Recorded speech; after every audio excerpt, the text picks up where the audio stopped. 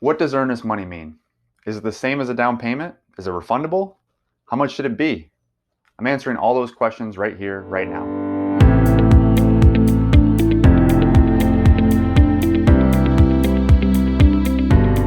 Thanks so much for watching. I'm Rick Harrison with MVP Realty, and on this channel, I teach you everything you need to know about living, buying, and selling in Southwest Florida. If this is your first time here, don't forget to subscribe so you don't miss out on the latest information and updates.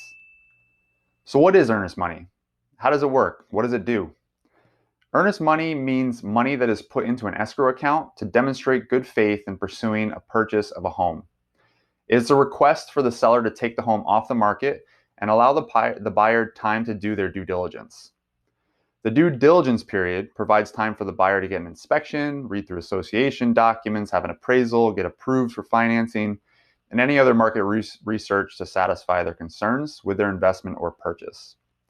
It's also sometimes called an escrow deposit, but don't confuse that with an escrow account for a mortgage. It's also not the same as a down payment for a mortgage. While it may be included as part of the down payment in a buyer's financing, it may require more than the total amount of the earnest money deposit that was given. And when the earnest money deposit is put down, it's usually wire transferred to an intermediary third party. This could be a title company or a lawyer. One of these entities will create an escrow account and hold the money until the transaction has been terminated or has been fulfilled. In the case that the buyer has done their due diligence and has reasons for concern, but wasn't successful in negotiating a mutually agreed upon term between both parties, as long as they stayed within their deadlines, the deposit's usually refunded back to the buyer, and the two parties go their separate ways. However, depending on how closely the deadlines were followed, or sometimes the seller's subjective feelings, the seller may decide to pursue making a claim on the deposit.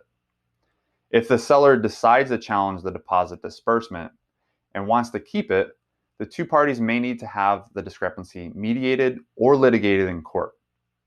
In most cases, the contract terms and deadlines are clear-cut, and the deposit will be completely refunded to the buyer. But the best way to protect yourself from any discrepancy in the deposit disbursement is to not wait to the last minute before executing a release and cancellation of the contract. If while you're negotiating terms and conditions for the purchase, you get close to the deadlines in your contract, make sure to speak with your agent. Ask them to go over all the options should the seller not agree to the terms and conditions you want. You'll need to weigh whether you're willing to walk away from the deal completely to save your deposit or willing to lose your deposit in pursuit of the property. In certain circumstances, usually with smaller deposits, the loss of the deposit may be worth the pursuit of getting the home. And this brings us to the final question, which is, how much should you put down for your earnest money deposit? The answer to this is going to depend on a few different factors.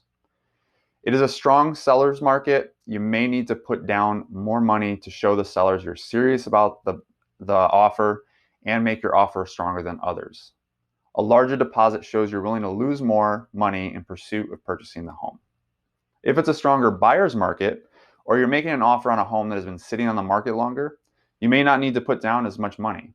If you don't have a lot of savings, you may need only put down $1,000, for instance. As an agent, I usually encourage my buyers to put somewhere around 3 to 5% to let the sellers know that they're serious, but it will all depend on the buyer's financial situation. For first-time home buyers or those that qualify for FHA and VA loans, I tend to recommend putting down a smaller amount. But the most important thing, no matter how much you put down, is to protect your deposit and know your rights and deadlines. Speak with your agent and cover all the scenarios so you can make the most informed decision. Well, now you know everything you need to know about earnest money deposits. But what happens if the other party challenges your deposit? Stay tuned for my next video on dispute mediation and what it entails. Thanks so much for watching. If you enjoyed this video, be sure to hit the thumbs up button.